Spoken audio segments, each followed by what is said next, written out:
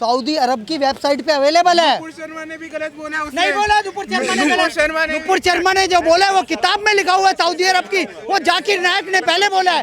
जाकिर नायक ने पहले बोला है। जाकिर नायक को अरेस्ट क्यों नहीं किया जाता? एक नया लगता है देश के गद्दारों को गोली मारो सालों को।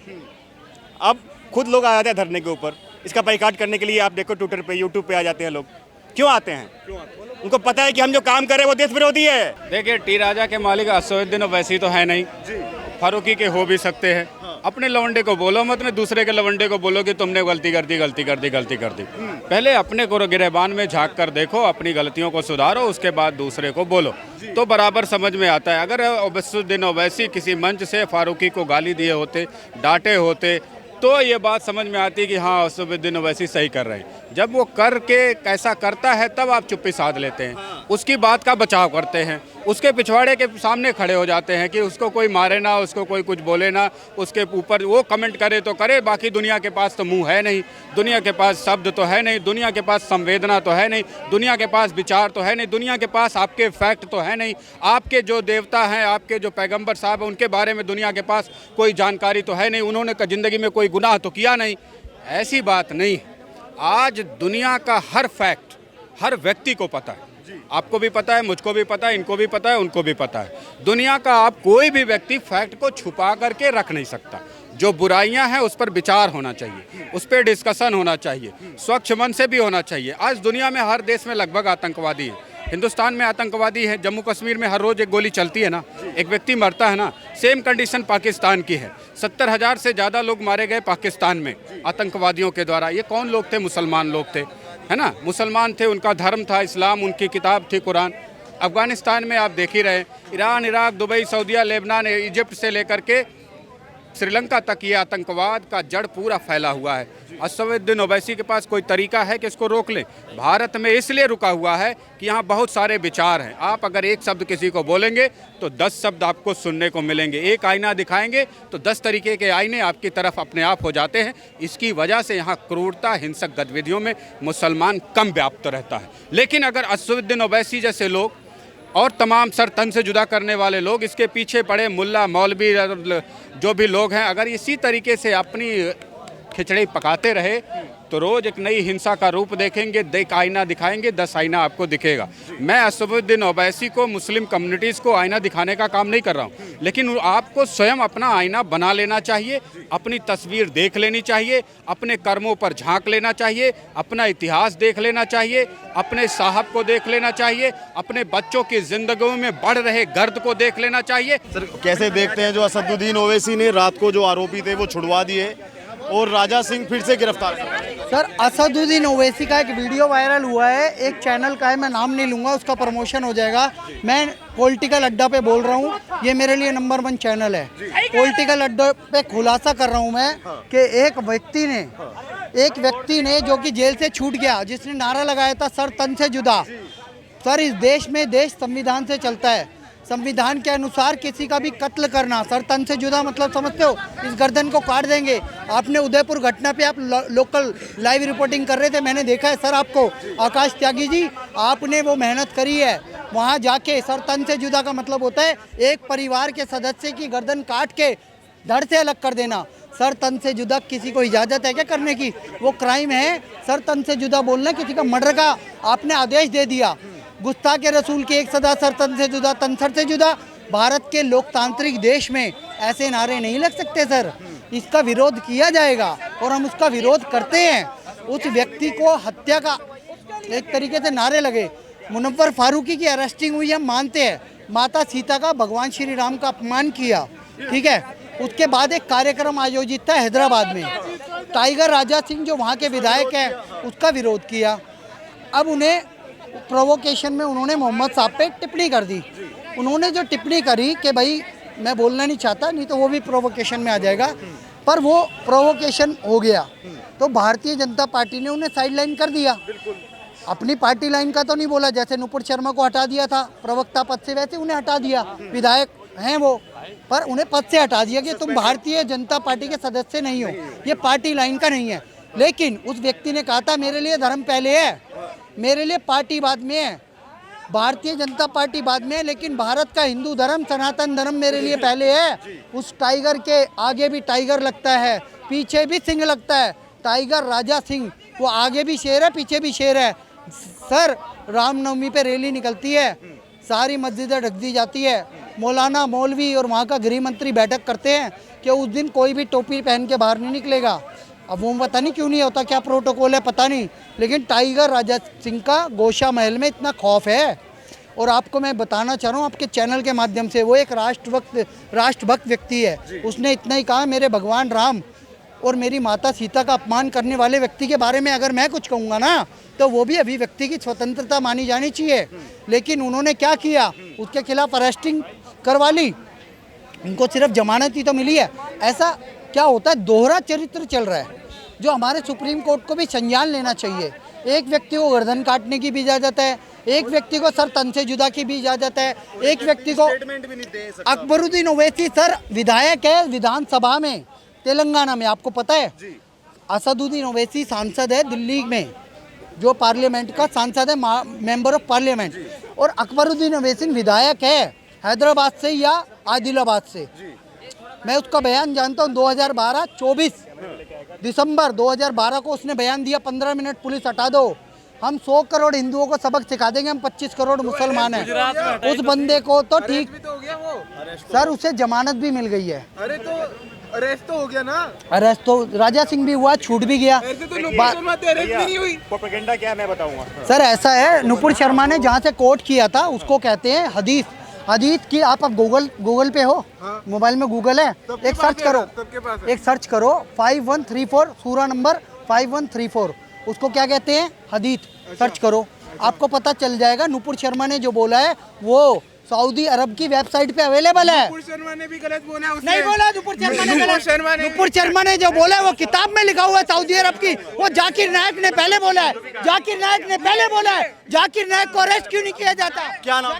पार्थ गुप्ता।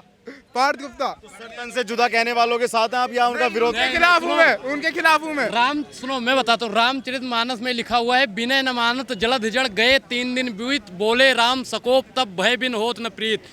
मैं मोदी जी से कहना चाहता हूं, जो सर्तन जुदा करने के नारे देते हैं, मोदी जी अब घर के गद्दारों को थोड़ा सा तो झटका दो।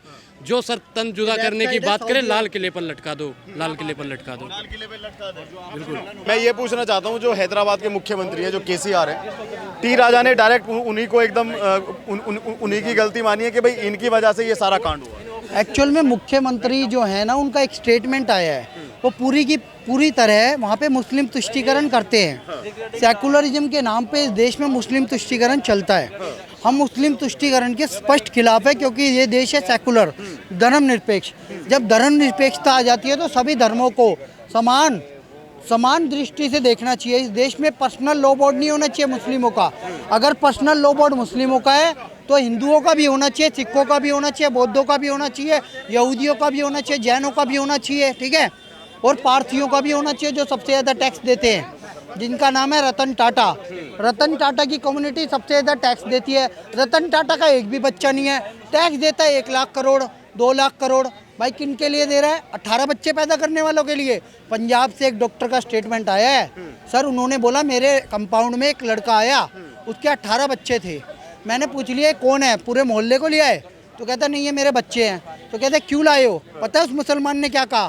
कहता ये 18 बच्चे हैं ना, तुम्हारे सारे सरदार तो कनाडा में पड़े हुए हैं, लंदन में पड़े हुए हैं, अमेरिका में पड़े हुए हैं, वहाँ टैक्सी ड्राइविंग कर रहे हैं, कहीं दुबई में पड़े हुए हैं, यहाँ पे डॉलर बेचते हैं। उन डॉलर की और इस संपत्ति की कब्जा करने के लिए ये 18 बच्चे पैदा कर रहा हूँ। इन 18 से 18 होंगे।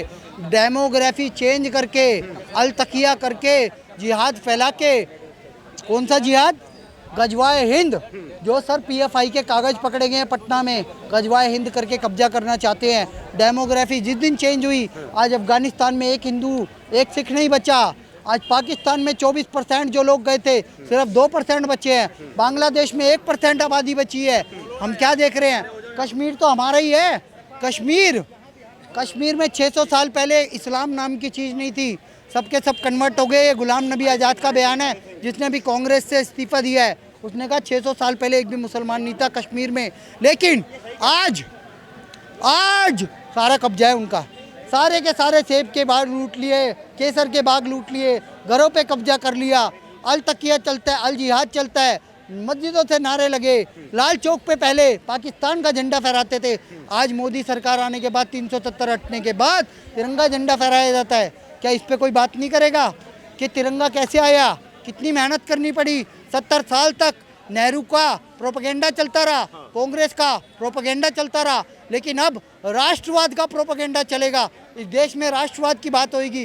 सर यहीं पे आप कनॉट प्लेस में खड़े हो, लाउड स्पीकर पे क्या बजता था, किसी भी लवारिस वस्तु को हाथ ना लगाए, वो बम फट सकता है। अब एक बम नहीं फटता, कश्मीर तक आतंकवादियों को खत्म कर दिया जाता है, ये हमें समझना पड़ेगा। और आगे की बात बताता हूँ सर, आने वाला समय गाय वाले का है, चाय वाले को झेल नहीं पा रहे हो, गाय वाला आ गया ना और उनके साथ रामेश्वर खड़ा हो गया, इस देश में तानाशाही आएगी, तानाशाही आएगी पक्का, और तानाशाही के बाद ये देश बदलेगा, वैसे नहीं बदलेगा। क्या है पता है, एक नारा जो है बोलते ही विद्रोह होता है, उनको पता नहीं कि हम क्या कर रहे हैं। एक नारा लगता है देश के गद्दारों को गोली मारो सालों को। अब खुद लोग आ जाते हैं धरने के ऊपर, इसका बाइकाट करने के लिए। आप देखो ट्विटर पे, यूट्यूब पे आ जाते हैं लोग। क्यों आते हैं? उनको पता है कि हम जो काम कर रहे हैं वो देश विरोधी है, उनको पता ही नहीं कि हम क्या कर रहे हैं। तो एक राष्ट्रवादी नारा लगाता है कि देश के गद्दारों गोली मारो सालों को, तो उनको बुरा लगता है और वो आरएसएस के ऊपर नारे लगाएंगे। अच्छा, मैं ये पूछ रहा हूँ, जो ये लोग निकलते हैं सड़कों पे, जो भीड़ लेकर निकलते हैं सरतन से जुदा करने वाले, अगर दूसरे समुदाय की भीड़ भी बाहर आएगी किसी दिन तो क्या होगा? अच्छा, ये क्यों नहीं पकड़ते किसी राष्ट्रवादी को? ये क्यों एक गरीब दर्जी वाले को पकड़ते हैं, इसका वीडियो बनाते हैं, उसका मतलब गर्दन काटते हैं? ये क्यों नहीं एक राष्ट्रवादी से फिरते हैं? तो इस बार तो राजा सिंह को कह तो रहे हैं। राजा सिंह को मतलब कहने से होता है क्या? ओवैसी तो साला कब से कह रहा है, क्या कर लेगा, क्या औकात इस देश में ओवैसी की?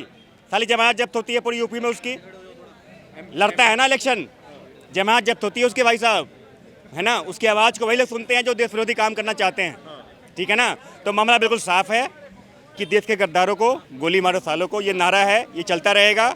और जहाँ ऐसा मामला होगा कन्हैया कुमार जैसा, ना हम डरेंगे ना हम रुकेंगे, क्योंकि वयम हिंदू केवलम हिंदू। सर ये तो केवल हिंदू की बात कर रहे हैं। जी बिल्कुल करेंगे।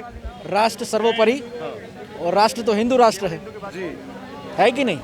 आप महाभारत काल से लगा लीजिए या सम्राट अशोक के काल से लगा लीजिए, ईरान से लेके इंडोनेशिया तक हिंदू राष्ट्र था कि नहीं? तो फिर हिंदू की बात क्यों नहीं होगी? जब मेरा देश है, हमारा देश है, तो हिंदू की बात पहले होनी चाहिए ना, क्योंकि हम यहाँ के मूल नागरिक हैं। सरपंच से जुदा करने वाला भी एक गैंग है, कई घटनाएं ऐसी हो चुकी। हैदराबाद के तेलंगाना में फिलहाल ये मैटर चल रहा है। भाजपा के सांसद हैं टी राजा, उनके एक बयान को लेकर, एक टिप्पणी को लेकर। हाँ, तो क्या है लोगों का सर से मतलब सर तन से जुदा कौन करेगा? वही लोग करते हैं जो कहते हैं। नहीं, जो कहते हैं क्या वो वाकई में कर पाते हैं? कुछ जगह तो देखा है सर ऐसा। नहीं, कुछ जगह देखा है। वो क्या देखा है? जो बेचारा बेबस है उसका सर काटते हैं। अगर उनकी ताकत है तो किसी ऐसे मजबूत आदमी का सर काट के दिखाए,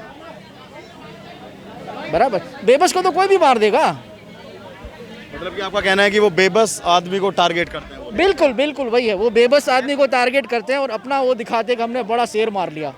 ठीक है, अगर वो वाकई में उतने ताकतवर हैं तो किसी बड़े शेर को मार के दिखाएं, तब मैं मानूंगा इस बात को। तो जो टिप्पणी की गई राजा द्वारा, जो विधायक राजा द्वारा की गई, बीजेपी ने सस्पेंड कर दिया, लेकिन फिर जमानत मिली। अब असदुद्दीन ओवैसी ने उन्हें किसी और पहले मामले में गिरफ्तार कर। हाँ, तो 100 केस लगे ना उनके ऊपर तो।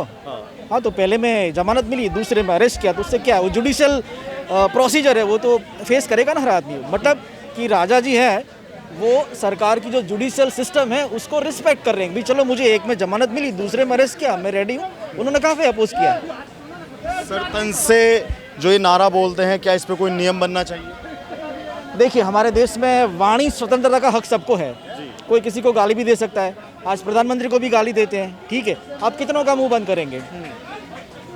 ठीक है, हमारे यहाँ पे कोई डिक्टेटरशिप तो है नहीं, लोकतंत्र है, कोई कुछ भी बोल सकता है, ठीक है। लेकिन जो भी बोले कानून के दायरे के अंदर बोले। और अगर मैं आपका रिस्पेक्ट रखता हूँ तो आप मेरा रिस्पेक्ट रखें, ठीक है। जब मतलब सामने वाला किसी को गाली देगा तो उसे गाली मिलेगी, कि प्यार से बुलाएगा तो प्यार से बुलाएगा। हिंदू धर्म तो यही है कि भाई अगर सामने वाला गाली दे तब भी हम प्यार से बुलाते हैं सबको, भी आ जाओ, most welcome. Thank you sir, thank you.